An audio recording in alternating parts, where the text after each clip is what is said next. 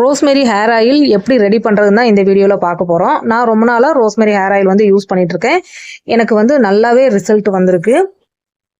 முடி எவ்வளோ வளர்ந்துருக்கு அதை செக் பண்ணுறதுக்காகவே நான் இவ்வளோ நாள் முடி வெட்டாமல் இருந்தேன். இப்போ தான் நான் முடி வெட்டியிருக்கிறேன். கரெக்டாக ஒரு 9 இன்ச் அளவுக்கு நான் முடி வெட்டியிருக்கிறேன்.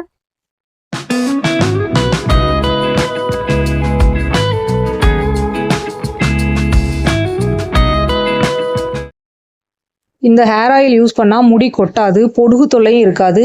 அதே மாதிரி முடி வந்து நல்லா அடர்த்தியாக வளரும். உங்களுக்கும் முடி கொட்டுற பிரச்சனை இருந்ததுன்னா இந்த ஹேர் ஆயிலை நீங்கள் தாராளமாக யூஸ் பண்ணலாம். எந்த சைடு எஃபெக்ட்டும் வராது. ரொம்ப ஈஸி தான் இந்த ஹேர் ஆயில் பண்ணுறதுக்கு.